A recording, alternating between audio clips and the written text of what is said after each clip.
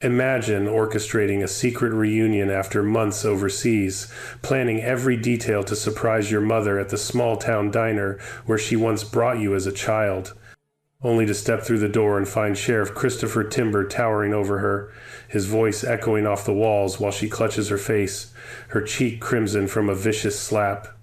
That's exactly what unfolded for Jamal Christopher, a black Navy SEAL who expected embraces and tears of joy, not brutality, not degradation. Not his mother sprawled across the linoleum of Lakeside Diner, while an entire community sat paralyzed by fear, too conditioned by years of terror to lift a finger. In one savage instant, the town's most feared enforcer crossed a threshold he could never retreat from. And Jamal understood that the woman crumpled on that worn floor wasn't simply another casualty of unchecked authority. She was Annalise Christopher, his mother.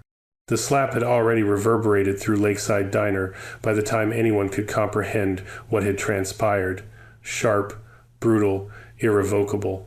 The kind of sound that severs morning conversation and arrests heartbeats mid-rhythm. Annalise lay on the floor, hot coffee pooling around Christopher Timber's gleaming boots.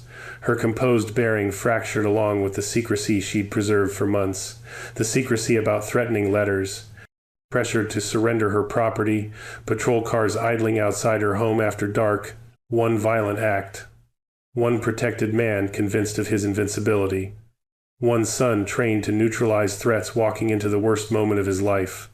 Have you ever witnessed authority abuse someone innocent while everyone just watched? What would you do if that person was your mother? Drop your city or country in the comments below. And if you stand against corrupt power, if you believe no mother should ever face this kind of violence, then hit that like button, subscribe, and turn on notifications, because stories like this need to be told. Don't let silence win. The slap had already landed by the time conscious thought could catch up to instinct. Annalise Christopher reeled backward from the impact, her hand flying to her reddened cheek as hot coffee arced through the air, splashing across Sheriff Christopher Timber's polished boots before spreading across the linoleum in dark, branching tributaries.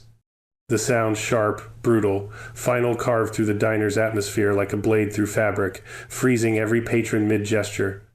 Forks hovered above plates of eggs and hash browns. Coffee mugs stopped halfway to lips.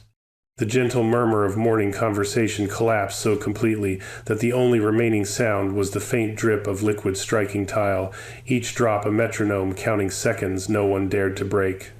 The diner itself seemed to contract inward, as though the walls could sense the enormity of what had just occurred. Annalise Christopher, 72 years old with silver hair pulled into a dignified bun, lay where the force had deposited her hip against the floor, one hand braced on cold linoleum, the other still pressed to her burning cheek. Her coat, neatly buttoned against the early summer warmth despite the season's arrival, had twisted around her thin frame during the fall. She dressed carefully that morning, as she always did, selecting modest clothing that spoke of self-respect rather than challenge. The anonymous note summoning her to this meeting had specified 9:45. She'd arrived at 9:42, her steps measured and cautious in the way they'd become after decades of navigating a world that demanded constant vigilance from women who looked like her. She hadn't seen the sheriff's leg extended into the narrow aisle between tables. Her coat had barely brushed the fabric of his uniform pants, the lightest contact, accidental and inconsequential. Christopher Timber had risen anyway. The sheriff was a burly man in his late 50s, his frame still carrying the bulk of someone who'd once been athletic before authority and age settled into his joints. His badge caught the morning light filtering through the diner's dusty windows, throwing small reflections across nearby surfaces. That badge had opened doors and closed complaints for more years than most residents cared to count. His authority in this Minnesota town wasn't just official, it was absolute, reinforced through repetition, until even the possibility of challenge had eroded from collective memory. He loomed over Annalise now, his shadow falling across her prone form like a judgment already rendered. "You think you can just brush past me?" His voice boomed through the silence, disproportionate in its rage, filling the small space until it pressed against eardrums. "You think you're too good to watch where you're going? To apologize?" Annalise had apologized. Immediately. The words had left her mouth before she'd finished falling, "I'm sorry, I didn't see." But apologies meant nothing when power sought humiliation rather than amends. The other patrons remained frozen in their seats. An elderly white man near the window stared at his newspaper with sudden intensity, his knuckles white around the folded pages. A middle-aged woman in a waitress uniform stood behind the counter, coffee pot suspended in her grip, her face carefully blank. A trucker in a worn cap studied his plate as though the scrambled eggs contained answers to questions he couldn't voice. Their averted gazes and rigid postures transformed the diner into a tableau of complicity, not because they endorsed the violence, but because survival in this town had long ago taught them the cost of intervention. The fear was atmospheric, built through years of systematic intimidation. Timber's corruption wasn't hidden so much as accepted as immutable fact. He'd extorted local business owners through manufactured code violations and strategically timed health inspections. He'd targeted families with traffic stops that multiplied into citations, fines, and court dates that drained resources and resolve. He'd made examples of those who questioned his authority, turning minor infractions into criminal charges that appeared on background checks and closed employment doors. The town had learned its lesson in increments. A business shuttered here, a family bankrupted there, until resistance became unthinkable. Annalise had been enduring her own campaign of pressure for 8 months. The letters had started in October, typed on generic paper with no signature, demanding she sell her property at a fraction of its value. When she'd ignored them, patrol cars began appearing outside her modest home, not approaching, just present, idling at the curb for 20 minutes before driving away. Then came the citations. A mailbox, allegedly too close to the road, grass supposedly exceeding permitted height, a cracked sidewalk suddenly classified as a public hazard.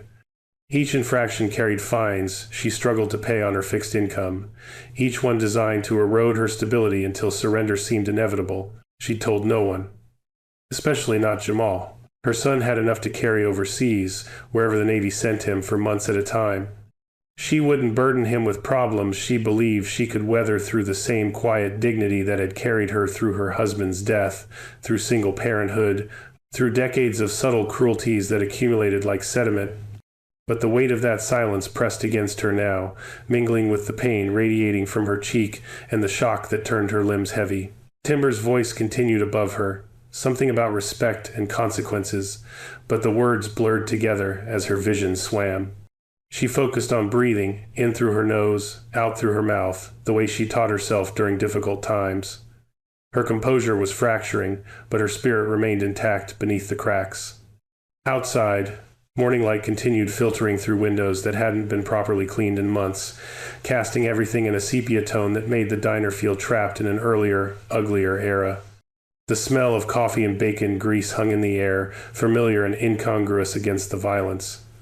The clock above the register read 9:48, 3 minutes since impact. 3 minutes of frozen time. Then the door chimed. The sound was soft, almost musical, a cheerful counterpoint to the suffocating tension. Every head turned toward the entrance with the synchronized movement of prey animals detecting a new presence in their territory. Jamal Christopher stood in the doorway, silhouetted against the bright morning beyond. He was tall, broad-shouldered, his civilian clothes, jeans, and a simple jacket doing nothing to disguise the controlled power in his frame. His posture was relaxed in the way of someone trained to remain calm in chaos, his hands loose at his sides, his expression neutral as his gaze swept the room with methodical precision. The assessment was automatic, trained into him through countless hours of preparation for environments far more hostile than a Minnesota diner. His eyes cataloged details in seconds. The frozen patrons, the scattered coffee, the sheriff standing over someone on the floor, the pervasive fear thick enough to taste. Then his gaze found his mother. Something shifted in his expression, subtle, contained, but unmistakable to anyone watching closely enough. Recognition, then comprehension, then the immediate suppression of everything that comprehension ignited. His surprise reunion, the anonymous note he'd arranged through a friend still living in town, the plan to walk in and see his mother's face light up with joy, all of it disintegrated in the space between one heartbeat and the next. Annalise met her son's eyes from the floor, and in that shared glance passed years of unspoken understanding. She saw him, seeing her not just the physical reality of her position, but the accumulated weight of everything that had led to this moment. His childhood in this town, her sacrifices after his father's death in what everyone called an accident, but nobody really believed was accidental, the careful distance she'd maintained in their communications to spare him worry. Jamal's SEAL training had taught him to channel emotion into action, to transform rage into precision, to maintain control when control was the only thing standing between mission success and catastrophic failure. Every lesson, every drill, every live operation had reinforced the same fundamental principle. Emotion was fuel, but discipline was the engine that directed its burn. He stepped forward, his movement measured and deliberate, his boots making soft sounds against the linoleum as he crossed the threshold into the diner's oppressive silence. The room held its collective breath, sensing rather than understanding that the calculus of power was about to shift in ways none of them could predict. The morning light seemed to brighten slightly, or perhaps it was simply contrast against the darkness that had settled into this place over years of unchallenged tyranny. Timber turned toward the interruption, irritation flickering across his features at this disruption to his authority. And Jamal kept walking, steady and inevitable, toward the center of the storm. Jamal crouched beside his mother with the careful precision of someone trained to assess injuries under fire, his hands gentle as they checked for broken bones while his eyes, dark and steady, rose to meet Christopher Timber's gaze. The sheriff's irritation sharpened into something harder, his arms crossing over his chest in a posture designed to project dominance, to remind everyone present who held authority in this room. "This doesn't concern you, son." Timber's voice carried the patronizing edge of someone accustomed to being obeyed. "I suggest you mind your business and move along." Jamal didn't move along. Instead, he helped Annalise into a sitting position, supporting her weight as she steadied herself, his touch communicating reassurance even as his attention remained locked on the sheriff. When he spoke, his voice was calm, not the forced calm of someone suppressing panic, but the earned calm of someone who'd learned to function in situations where panic meant death. "I watched you strike this woman." The statement was simple, factual, devoid of accusation or challenge. "Why?" Timber's jaw tightened. "She showed disrespect. Didn't watch where she was going. Didn't apologize properly. In my town, people learn manners one way or another." "Your town." Jamal repeated the phrase without inflection, letting the words hang in the air between them. "And you enforce manners through physical assault of elderly women?" The sheriff's face darkened. "Listen here, boy." "I'm listening." Jamal's interruption was quiet enough that it shouldn't have carried authority. But somehow it did. "I'm listening to you explain why you believe your badge permits battery. I'm listening to you describe the legal justification for striking someone who accidentally brushed your leg. I'm very interested in hearing that explanation." Something in Jamal's composure seemed to unsettle Timber, though the sheriff would have struggled to articulate exactly what. Perhaps it was the absence of visible anger, the way this stranger absorbed provocation without reacting. Perhaps it was the controlled stillness that suggested capability rather than submission. Whatever the source, the unease manifested as escalation. "You know what your problem is?" Timber stepped closer, his bulk designed to intimidate. "You're one of these young bucks who thinks he can come into a place and challenge how things work. But you don't know how things work here. You don't know who I am, what I've done for this community, the order I maintain." Jamal said nothing, which seemed to agitate the sheriff further. "Your daddy probably didn't teach you proper respect before whatever unfortunate accident took him." The words were calculated cruelty, tossed out with the casual malice of someone probing for weakness. "That's the problem with—" He didn't finish the sentence because Jamal had gone absolutely still. Not tense, not coiled. Simply still in a way that transformed the air between them into something charged and dangerous. Annalise felt it from her position on the floor, her hand tightening on her son's arm in warning or plea or both. Timber noticed the reaction and smiled, recognizing he'd struck a nerve even if he didn't understand the depth of the wound. "Yeah, I remember that accident. Terrible thing. Man loses control of his vehicle on a perfectly straight road, crashes into a tree, dies on impact. Sheriff's investigation ruled it accidental. Case closed." He paused, letting the implications settle. "Course, there'd been some dispute about his property at the time. Some question about whether he was going to sell or make trouble. Funny how accidents happen right when they're most convenient. The confession was accidental, delivered through arrogance rather than intent, but it landed in Jamal's consciousness with the force of revelation. His father hadn't died in an accident. He'd been killed. And Sheriff Christopher Timber had just admitted to framing the incident, to participating in, or at minimum covering up, murder committed to facilitate a land grab scheme. The corruption ran deeper than intimidation and extortion. It was built on a foundation of bodies and disappeared complaints and justice systematically denied.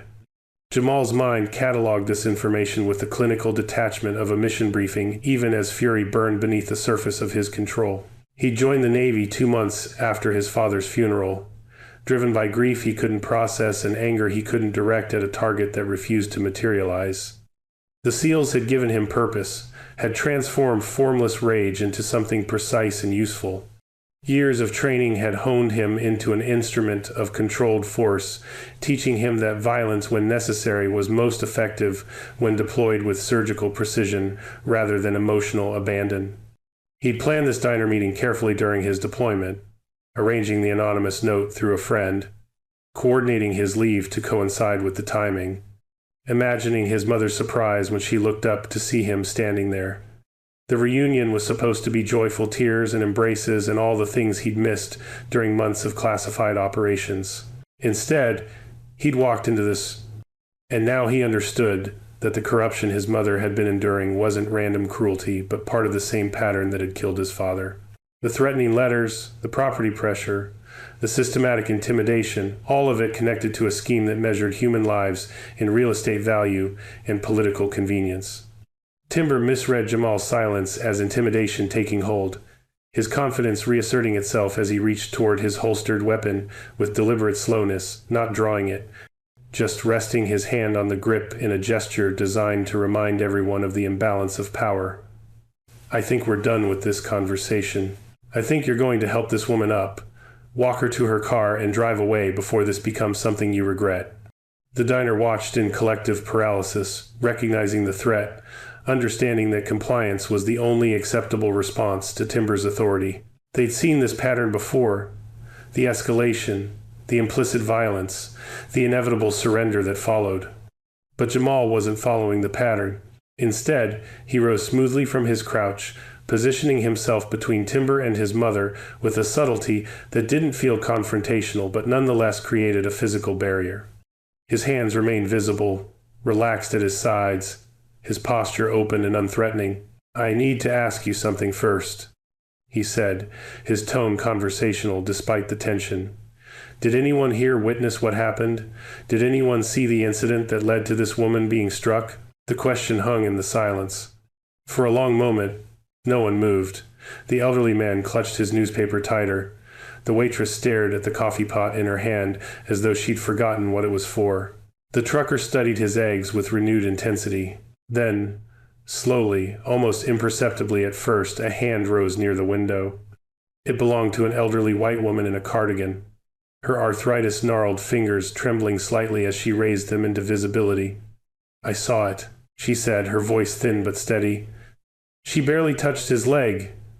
He stood up and hit her. Just hit her. The words seemed to break something in the room's paralysis. Another hand rose, a middle-aged woman in work clothes. "I saw it too." She apologized immediately. He hit her anyway. Then another. And another. 5 hands. Then 7. Then 9. Rising like chutes, breaking through frozen ground, each one representing years of suppressed testimony finally finding voice. Timber's expression cycled through disbelief, then fury, then something approaching panic as he recognized the power dynamic shifting beneath his feet. His hand tightened on his weapon. "You people don't know what you're doing. You're interfering with an officer conducting." He never completed the sentence. Timber drew his weapon, not all the way, just enough to clear the holster, the barrel rising toward a trajectory that would have ended somewhere near Jamal's center mass. It was an act of overconfident dominance, the muscle memory of someone who'd never faced genuine resistance, the assumption that the mere presence of the gun would restore control. Jamal moved. The action was liquid and immediate. Trained response, overriding conscious thought. His left hand struck Timber's wrist, redirecting the weapon's barrel toward the floor, while his right hand drove forward in a palm strike that connected with the sheriff's solar plexus. The air left Timber's lungs in a single explosive gasp, his diaphragm spasming as his body processed the sudden oxygen deprivation. Before the sheriff could recover, Jamal's elbow snapped upward, connecting with the hinge of Timber's jaw with enough force to rattle teeth and send his head snapping backward. The weapon fell from nerveless fingers, clattering against linoleum. Timber staggered, his hands reaching instinctively for support that wasn't there, his balance compromised by the double impact. Jamal's leg swept behind the sheriff's knee with precise timing, and Christopher Timber, enforcer of this small Minnesota town, unchallenged authority for more years than most could remember, went down hard, his back striking the floor with enough force to drive what little remaining air from his lungs. The entire sequence had taken perhaps 3 seconds. Jamal stood over the fallen sheriff, the weapon now in his own hands. Magazine released and round ejected from the chamber in smooth, automatic movements that rendered it safe. He set the disassembled pieces on a nearby table, well out of Timber's reach, his breathing still controlled despite the adrenaline coursing through his system.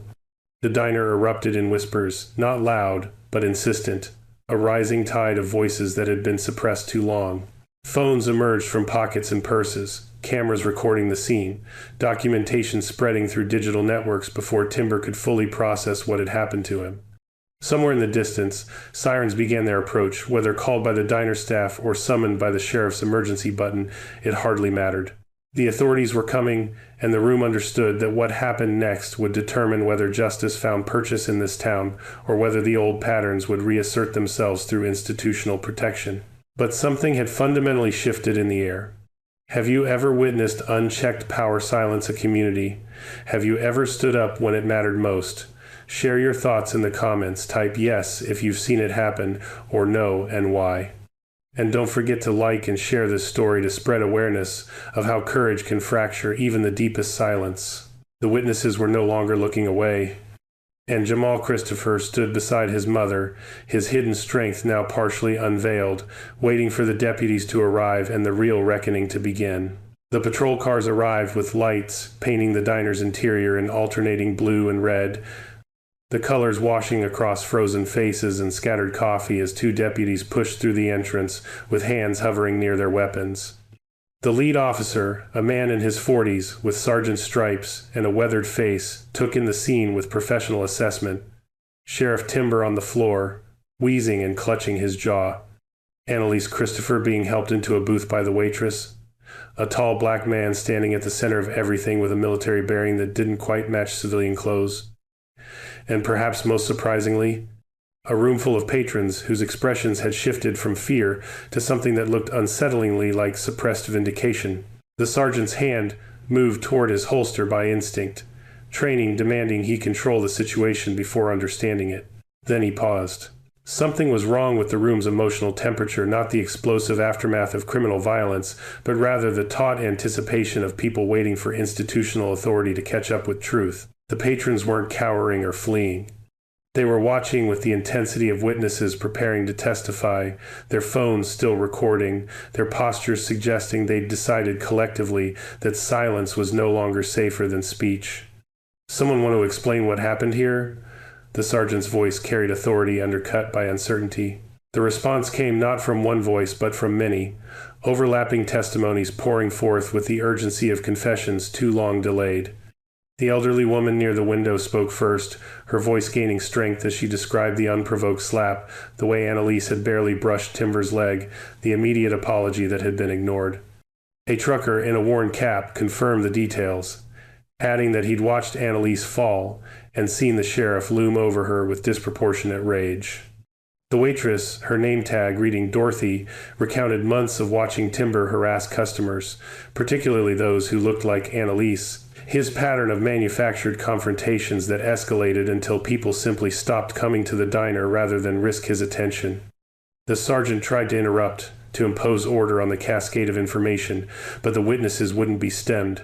They were speaking over each other now, not from chaos but from desperation, to be heard before the moment passed and silence reimposed itself.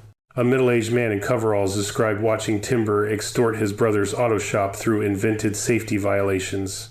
A young woman detailed being pulled over 7 times in 3 months for offenses that vanished when she agreed to drop a complaint about the sheriff's son. An elderly black man spoke about his grandson being arrested on drug charges that materialized from an illegal search, the case dismissed when federal oversight forced review, but only after the boy had spent 4 months in county lockup awaiting trial. The stories built on themselves, each revelation prompting another, the chorus exposing a network of corruption that had operated in plain sight through the simple mechanism of making resistance more costly than compliance. The younger deputy, barely 30, with corporal stripes and a face struggling to process the cognitive dissonance, pulled out a notepad and began documenting names and accusations, his pen moving faster as the scope of misconduct became undeniable. "Security footage," Dorothy said suddenly, pointing toward the computer system behind the counter. "Diner has cameras. Everything's recorded." The sergeant hesitated, then nodded toward his partner, who moved to the terminal and began pulling up files. The footage was grainy, compressed to save storage space, but the sequence was irrefutable. Annalise entering through the door at 9:42, her careful navigation toward a rear booth. The moment her coat brushed Timber's extended leg. The sheriff's sudden rise, his hand swinging in a wide arc that connected with her cheek. Her fall, coffee splashing across his boots. Annalise attempting to rise while apologizing. Timber standing over her, his mouth moving in words the silent footage couldn't capture, but body language made clear. Then the door opening to admit Jamal. His approach, the confrontation, Timber's hand reaching for his weapon. Jamal's response faster than the frame rate could fully capture, reducing the takedown to a blur of efficient motion. And finally the sheriff on the floor while witnesses raised their hands in affirmation of what they'd seen. The deputies watched the footage twice, the younger one replaying the moment of the slap and the gun draw in slow motion, documenting timestamps and angles. When they finished, the sergeant's expression had settled into something grim and resigned, the look of someone who'd suspected corruption but preferred not to have it confirmed so conclusively. "Christopher Timber," the sergeant said formally, approaching the still wheezing sheriff on the floor, "you're under arrest for assault. Assault of an elderly person, brandishing a weapon, and abuse of authority. You have the right to remain silent." Timber's protests came in broken gasps.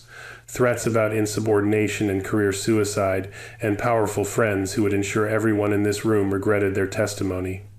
But the words lacked conviction, emerging from someone who understood that power once fractured didn't simply reconstitute through volume and intimidation. The handcuffs clicked into place with mechanical finality. As Timber was hauled to his feet and guided toward the door, something broke loose in the diner's atmosphere. Not celebration exactly, but release, as though a pressure valve had been opened, and years of accumulated fear could finally vent into the open air. More stories emerged, tumbling forth faster than the corporal could transcribe them. A retired teacher spoke about fabricated truancy reports that had nearly cost her daughter custody of grandchildren. A store owner detailed years of paying monthly consulting fees to avoid health inspections that would have found violations Timber's people would have planted. A construction contractor described losing his business license over permit disputes that materialized only after he testified against the sheriff's nephew in a DUI case. And gradually, the specific details converged on patterns that included both Annalise and the room, realized as people made connections. Jamal's father. The land grab scheme emerged through accumulated testimony, properties identified as valuable, owners targeted through escalating pressure, accidents or incidents arranged for those who refused to sell, titles transferred to shell companies that later sold to developers at enormous profit. Jamal's father had owned 40 acres adjacent to the proposed site of a shopping center. He'd refused multiple offers. Then came the accident, the suspicious circumstances, the cursory investigation, the sheriff's department declaring the case closed within 72 hours. Annalise's property sat on the same corridor, targeted now because commercial expansion had resumed after a decade of dormancy. The connections were spoken aloud by people who'd kept silent individually but collectively held pieces of a larger truth. The room was performing investigative journalism in real time, assembling evidence that had always existed but never been compiled, because fear had kept witnesses isolated from each other. The younger deputy's notepad filled with names, dates, and documented complaints that had vanished from official records. The sergeant made phone calls to the state police, to the county prosecutor, to federal offices that handled civil rights violations. His voice, carrying the weight of someone who understood his department, was about to be placed under external scrutiny, but chose documentation over cover-up. Through it all, Jamal stood near his mother's booth, his presence protective without being aggressive, his expression neutral even as people spoke about his father's death with new context and explicit accusation. When the sergeant approached to take his statement, Jamal produced his military ID with practiced efficiency. The identification revealed his Navy affiliation, his rank, his security clearance level. The sergeant studied the credentials carefully, then met Jamal's eyes with something between respect and wariness, the look of someone recognizing that the man he'd nearly drawn on was trained in methods that would have ended poorly for everyone present. "You could have killed him," the sergeant said quietly. "Yes," Jamal agreed. "I didn't." The distinction seemed to satisfy some calculation in the officer's mind. He nodded, made notes, and moved on to document the disassembled weapons still resting on a nearby table, each component photographed and logged as evidence. Outside, more patrol cars arrived, county vehicles now, their jurisdiction overlapping in ways that ensured Timber's own department wouldn't control the investigation. Word was spreading through the town via text messages and social media posts, the footage already appearing on local community groups, the story replicating through networks faster than official channels could manage. Inside the booth, Annalise sat with a cold compress against her swelling cheek, her eyes meeting Jamal's with an expression that communicated gratitude and pride and sorrow and relief in proportions too complex for words. Her hand found his across the worn Formica surface, her grip surprisingly strong for someone so recently assaulted. Her decision to keep her home had been solidifying throughout the chaos, each testimony reinforcing that retreat would only validate the intimidation that had claimed her husband and nearly claimed her dignity. The house wasn't valuable because of its market price. It was valuable because surrender would mean Timber's corruption had achieved its objective even after his arrest. She would stay. And Jamal, reading that determination in her eyes, nodded his understanding and acceptance. Some battles weren't won by strategic withdrawal. Some ground, once conceded, could never be reclaimed. The diner began to empty as deputies took formal statements, witnesses providing contact information, and promising to testify in whatever proceedings followed. People approached Annalise and Jamal before leaving, offering apologies for past silence, promising support, providing phone numbers and assurances that she wouldn't face the next phase alone. The fractured community was knitting itself back together through shared revelations and collective action, transforming bystander apathy into something that resembled solidarity. Timber was loaded into a county patrol car, his threats reduced to muffled shouts behind closed windows as the vehicle pulled away from Lakeside Diner. The younger deputy stayed behind to secure the scene, photographing the spilled coffee in the spot where Annalise had fallen, documenting evidence for the cases that would follow. And in the booth, mother and son sat in silence that communicated more than conversation, processing the morning's violence and revelation, beginning the work of understanding what came next, now that silence had been shattered beyond repair. The diner settled into an exhausted hush as the last patrol car's lights faded into ordinary morning sunlight, leaving behind the smell of coffee and the strange intimacy that comes from collective trauma acknowledged rather than suppressed. Patrons lingered in small groups near the entrance, speaking in low voices about testimony and court dates and the state investigation that would inevitably follow, their conversations marked by a tentative hopefulness that seemed foreign after years of resignation. Several approached Annalise's booth before departing, the elderly woman from the window, the trucker, Dorothy, the waitress, each offering variations of the same apology. "I should have spoken up sooner. I'm sorry I didn't." Annalise accepted their contrition with grace that came from understanding rather than absolution, recognizing that courage under oppression operated according to logic that defied simple judgment. Fear was rational when power was unchecked. The failure wasn't theirs individually, but systemic. built into structures that punished resistance and rewarded compliance. "You spoke today," she told each of them. "That's what matters."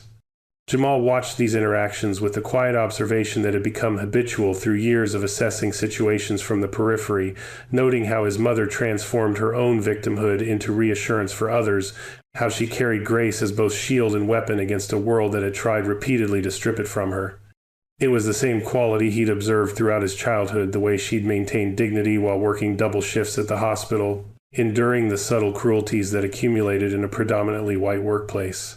He remembered store security following her through aisles as though her careful selection of produce suggested criminal intent. He remembered neighbor complaints about the volume of their music when no music had been playing, the police visits that came from calls reporting suspicious activity that was simply a woman and her son existing in their own home. He remembered the elementary school teacher who'd suggested with concern that barely masked condescension that perhaps Jamal would be more comfortable in the remedial reading group, despite his test scores demonstrating advanced comprehension. Annalise had navigated each incident with the same measured composure she displayed now, teaching her son through example that dignity wasn't granted by those in power, but maintained despite their attempts to withhold it. She'd never told him explicitly that survival in their town required a specific kind of vigilance, but he'd learned anyway through observation and osmosis, through watching her calculate which battles could be won and which would only bring more suffering if fought. His father's death had nearly broken that composure. Jamal had been 16 when the accident occurred, old enough to understand that the official explanation didn't account for his father's driving skill, the road conditions, or the convenient timing relative to the property dispute. He'd watched his mother absorb that loss while maintaining stability for him, working extended hours to cover the sudden financial gap, attending his school events and track meets as though grief wasn't consuming her from the inside. She'd encouraged his enlistment 2 years later, understanding that staying in this town would mean inheriting the same patterns of suppression his father had challenged and paid for. The Navy offered escape and purpose, transformation of formless anger into directed capability. The SEAL training had nearly broken him physically, mentally, emotionally, but he'd emerged as something refined and controlled, capable of operating in hostile environments with precision that made survival possible. He'd sent money home regularly, called when deployments permitted, written letters when communications were restricted, but he'd never asked about the difficulties she faced, had never questioned too deeply about the pauses in her voice when she said everything was fine, had chosen out of what he'd told himself was respect for her, independence, not to probe the silence that had hidden months of intimidation. That was his failure, he recognized now. Not malice, but the comfortable assumption that absence absolved him of responsibility for witnessing her struggle. The last patron departed with promises to attend community meetings about police reform, leaving Annalise and Jamal alone in the diner, except for Dorothy, who was beginning the process of cleaning spilled coffee from linoleum, while pointedly ignoring their presence to grant them privacy. Annalise studied her son across the booth's worn surface, her swollen cheek distorting but not disguising the expression of pride that had characterized her gaze since he'd walked through the door. She'd raised him to be strong but gentle, capable but controlled. That he'd become both, that he'd subdued Timber without excessive force, had protected her while documenting rather than escalating validated choices she'd made alone during years when uncertainty about correct parenting felt overwhelming. "You could have killed him," she said quietly, echoing the sergeant's observation. "Yes," Jamal agreed, matching her earlier response. "I didn't. Because? Because justice isn't revenge.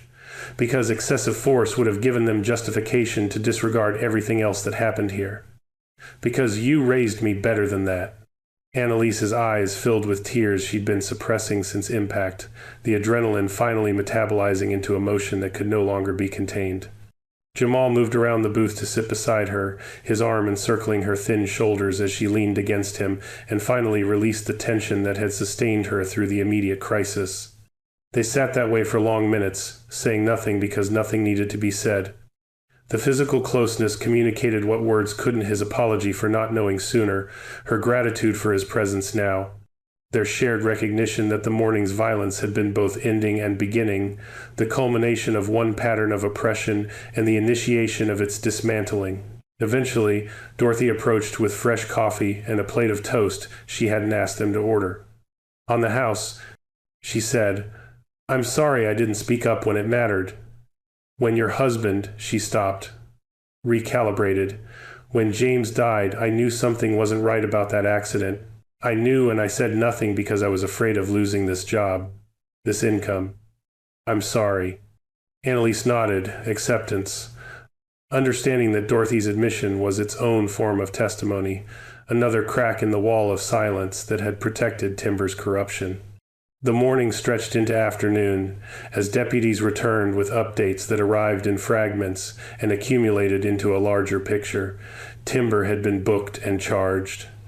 Bail had been set at $200,000 due to flight risk and severity of charges. The state police had opened a formal investigation into department corruption. The county prosecutor, recognizing the political implications, had requested federal oversight to ensure impartiality. And the district attorney's office was already reviewing dismissed cases and vanished complaints to identify patterns of rights violations. More community members were coming forward with testimony now that Timbers' arrest had demonstrated vulnerability in a system previously assumed impenetrable. The younger deputy reported receiving 17 additional complaints in the 3 hours since the incident, each one documenting specific instances of extortion, harassment, illegal search, and abuse of authority, spanning more than a decade. The investigation would take months, perhaps years. Trials would follow. Some charges would result in convictions, others would be dismissed on technicalities or insufficient evidence. The process would be frustrating and incomplete because legal justice always was constrained by procedural rules designed to protect the innocent but frequently exploited by the guilty. But something fundamental had shifted in the town's collective consciousness. The code of silence had fractured. People were speaking. Documentation was being compiled. The assumption of Timbers' invincibility had been challenged and found wanting. Jamal made calls from the diner's parking lot while Annalise rested inside, coordinating with his command to request a transfer to a naval station within driving distance, nothing guaranteed, but possible given his service record and the unusual circumstances requiring family support.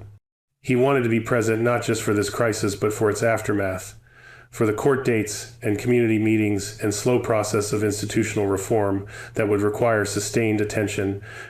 His career had been built on deployment and distance, on serving abstract principles through concrete action in places whose names he often couldn't share.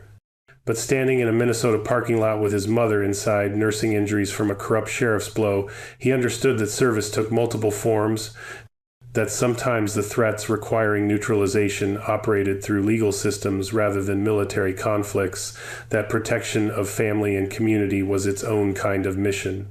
When he returned inside, Annalise was speaking with a woman from the local legal aid office who'd heard about the incident and arrived to offer representation for any resulting charges or civil action.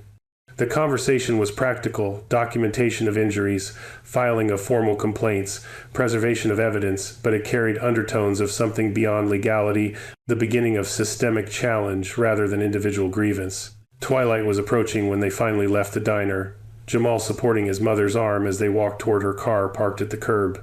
The town looked different somehow, not physically changed, but recontextualized by the day's events. The modest homes and aging storefronts and quiet streets that had felt oppressive that morning now seemed simply ordinary, their sinister atmosphere dissipating as Timbers' personal reign ended and more institutional forms of justice began their slower work.